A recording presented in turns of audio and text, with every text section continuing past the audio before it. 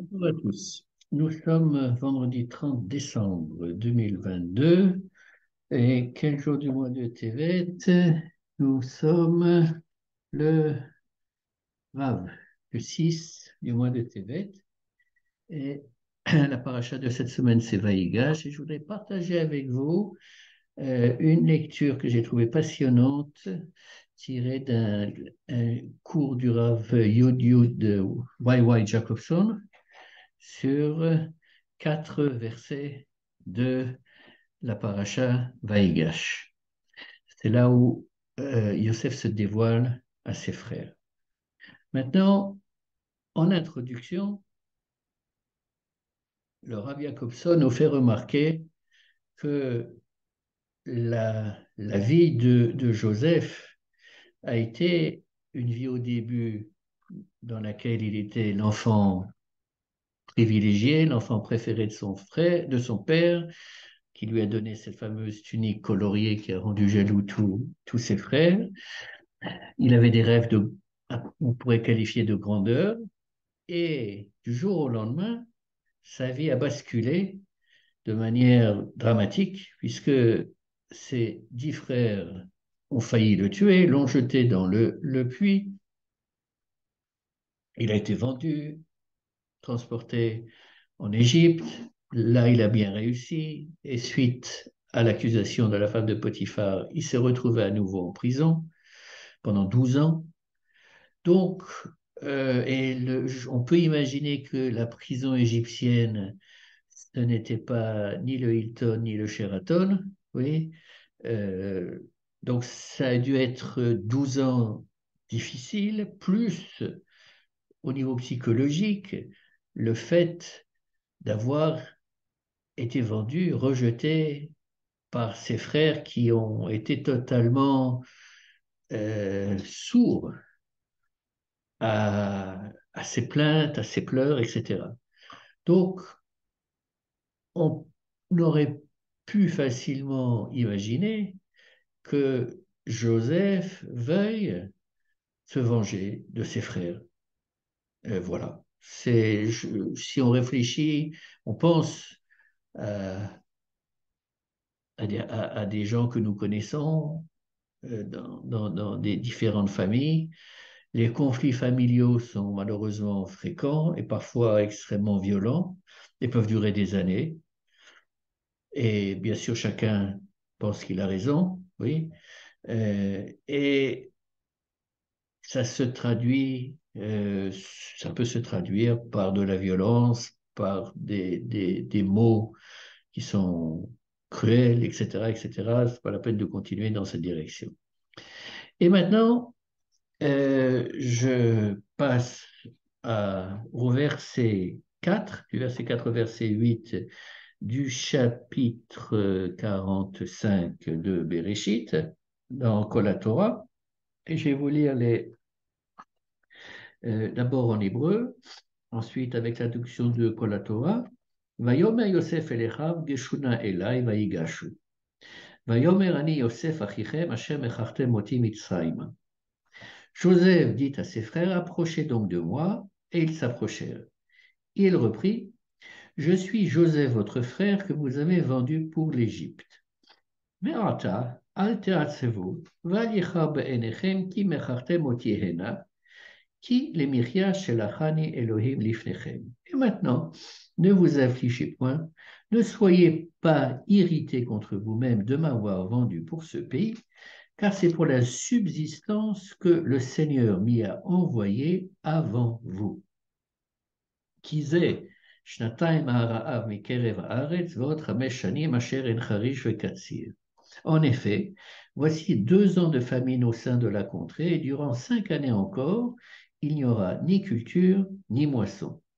Vaishlacheni Elohim lifnechem, lasum lachem sherit ba'aretz, ou lachiot lachem lifleta gedola. Le Seigneur m'a envoyé avant vous pour vous préparer une ressource dans ce pays et pour vous sauver la vie par une conservation merveilleuse. Yosef commence son discours en disant, euh, je suis Joseph, votre frère, que vous avez vendu pour l'Égypte. Ce qui est vrai. Et il continue. Et maintenant, ne vous affligez point, ne soyez pas irrités contre vous-même de m'avoir vendu pour ce pays. Ce qui est déjà surprenant. Oui. Et il continue. Car c'est pour la subsistance que le Seigneur m'y a envoyé avant vous. Donc là, si on fait une analyse grammaticale, toute simple, oui, au début du discours de Joseph, ce sont les frères qui sont le sujet des verbes, qui sont ceux qui ont agi, qui ont vendu donc Joseph en Égypte. Mais en fait, dans la suite du discours, le euh, Gorem, le facteur actif, c'est Kadosh Baruch Hu. Le Seigneur, euh, c'est le Seigneur qui m'y a envoyé. Euh, oui, car c'est pour la subsistance que le Seigneur m'y a envoyé avant vous. Donc on parle de la famine, et le dernier, le verset dit, et maintenant, le Seigneur m'a envoyé avant vous pour vous préparer une ressource dans ce pays. Il répète deux fois. Oui, dans la première fois, qu'il est Miria Shelachan Elohim Lifnechem, pour la subsistance, Dieu m'a envoyé. Et le dernier verset qu'on a lu, c'est Vaishlecheni Elohim Lifnechem, c'est-à-dire que le Akadosh Baruch Hu m'a envoyé avant vous pour justement préparer cette période de famine et pour euh, être celui qui va vous assurer non seulement à vous la subsistance, donc de quoi manger, ne pas mourir de faim, mais à toute la famille.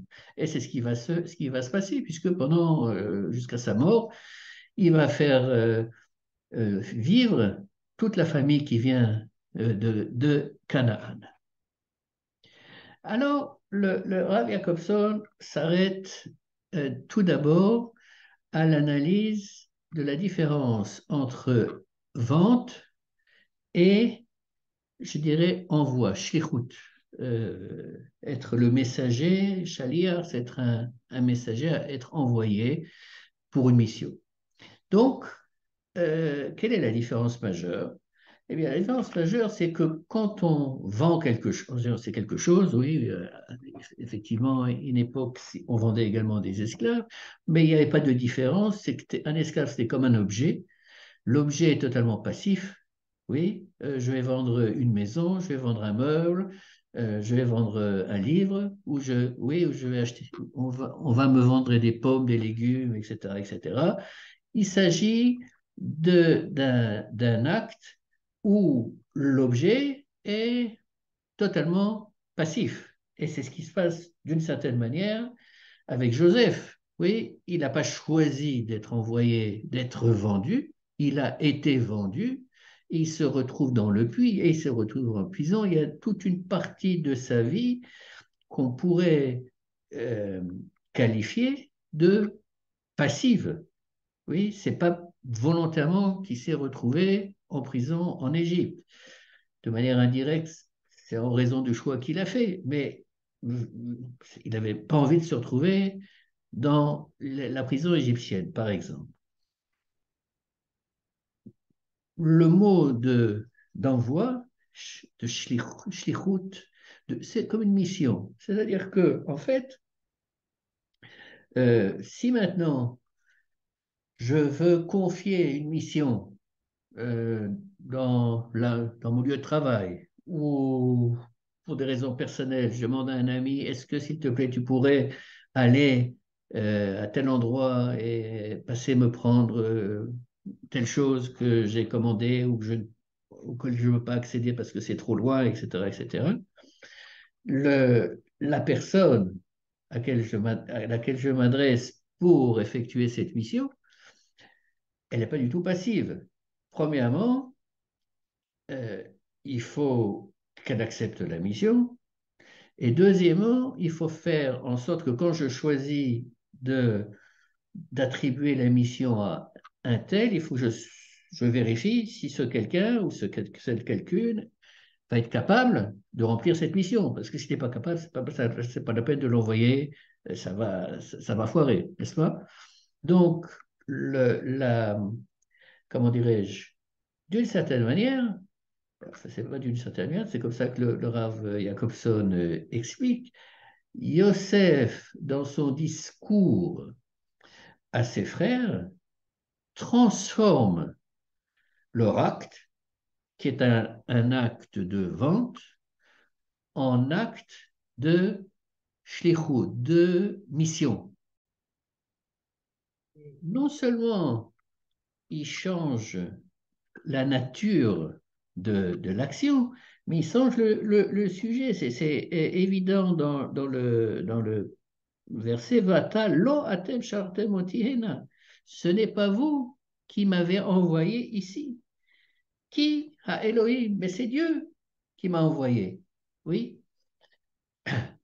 Bon. Alors, pour éclaircir en quelque sorte ce passage, le Rav Jacobson mentionne un domaine de la psychologie, j'avoue que je n'avais jamais entendu parler auparavant, qui s'appelle la psychologie narrative.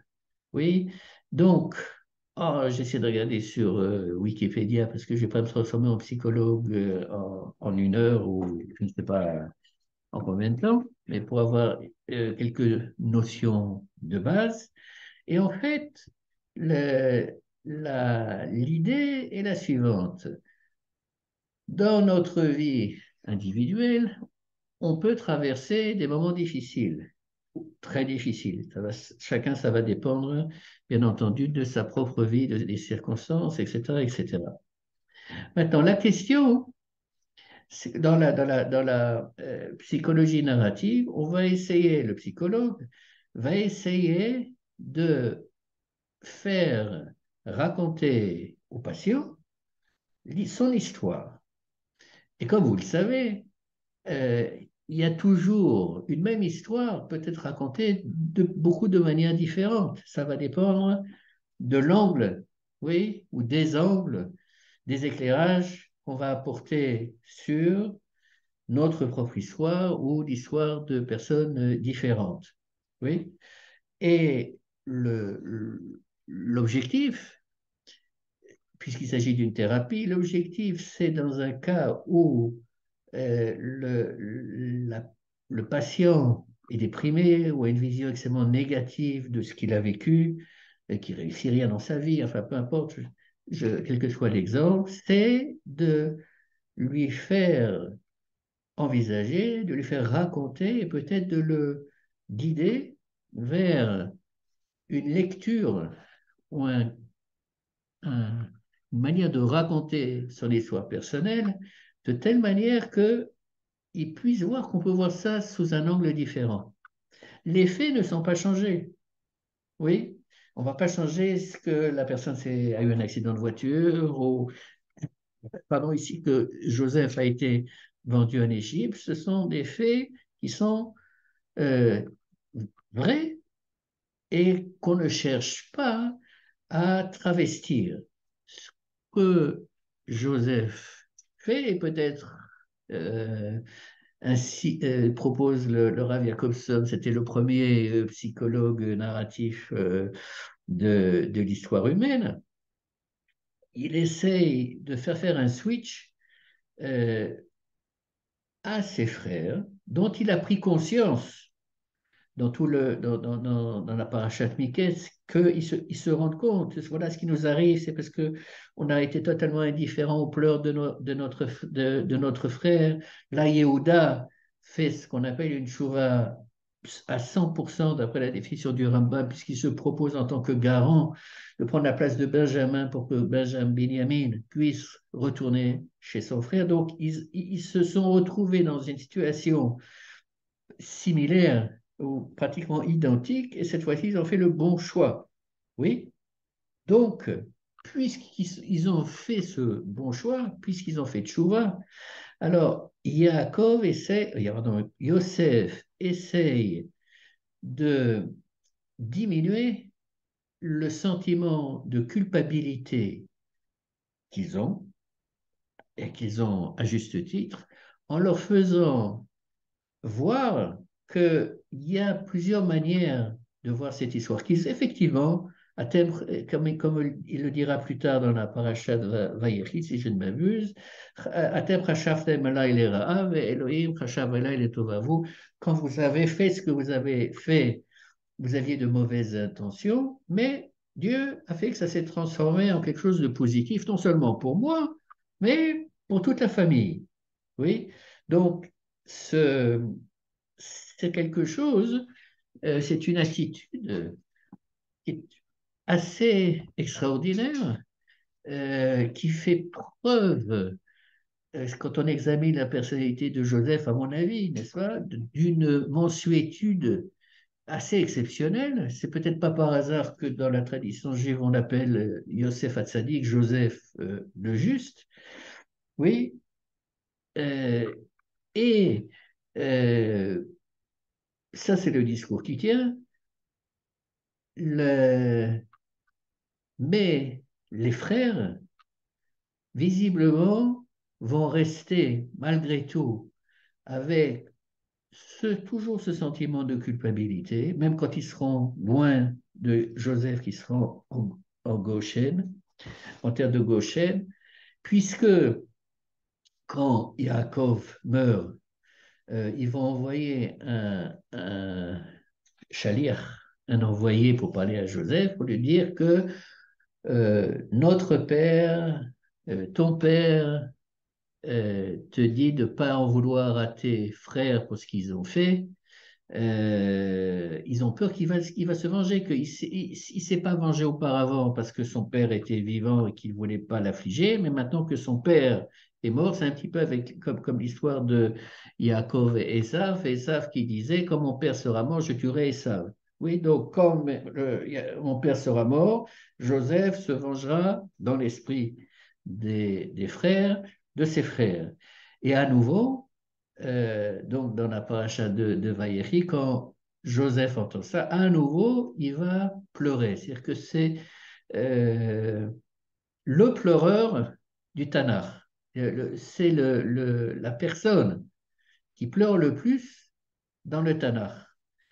Euh, et cette faculté, ou ce fait qu'il pleure, c'est une expression à mon sens, d'une sensibilité exacerbée à autrui, oui, euh, qui s'est traduit par exemple dans la semaine dernière, bien qu'il soit en tôle dans le puits, il va voir que les deux conseillers, là, ils sont déprimés. Bon, bah, si on est dans la prison égyptienne, on ne va pas danser la samba, c'est normal qu'on soit déprimé. Oui, mais ils ont l'air particulièrement déprimés, il a la capacité de voir qu'ils sont particulièrement déprimés. Donc, si on veut maintenant tirer de cette histoire de Joseph, de son attitude, un enseignement à notre niveau, euh, cette, cette tentative de revoir les passages difficiles de notre vie sous un éclairage qui, lui, ne nous déprimera pas et qui est vrai, il faut qu'il soit vrai et qu'il soit aussi possible, et peut-être euh, un chemin qui peut nous aider euh, pour avancer d'un jour à l'autre. Shabbat Shalom.